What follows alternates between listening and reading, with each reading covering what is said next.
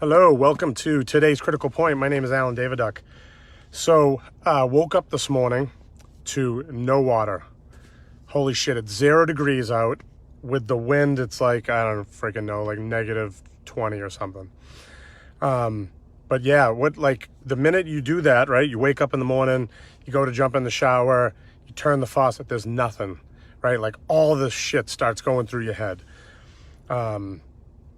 You start actually blaming yourself, right? What if I did this? If I would have done this last night, I was tired. I went right upstairs. Karen and I went to bed.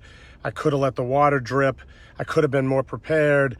I could have, taken a shower last night, and then that way the water was moving. I could have turned up the pellet stove downstairs. I could have done all these things, right? But in that moment, it doesn't matter. You got to figure it out. So went downstairs. My wife and we started popping some ceiling tiles in the cellar. We have a washer machine in our basement.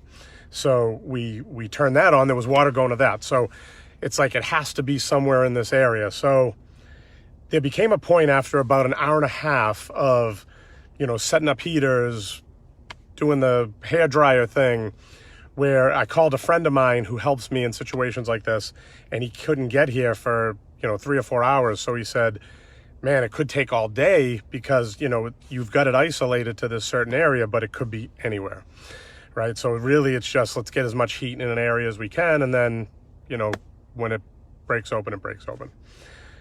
So there was a point where I kind of gave up, and I said to my wife, well, I got to get to work. I mean, I've communicated with my team. It's a Saturday. It's like our busiest freaking day of the week. So I don't know. And there was a pull inside of me that said, don't leave your family with no water, you asshole, right? So I don't know. I picked up the hairdryer again. My wife went upstairs. I said, well, can you just go up and just open up a bunch of the valves, leave them just wide open.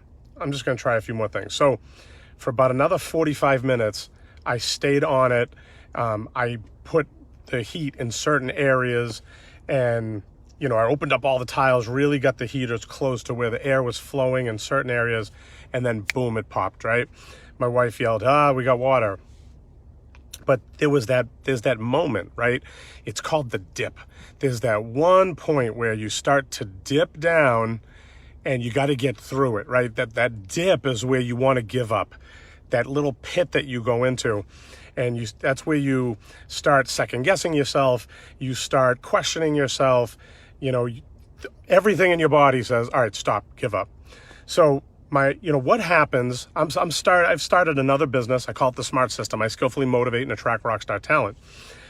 And how many times with that business do you feel like you want to give up, right? When things aren't going your way, when things are getting tough and challenging, people are telling you that, it's not going to work, right?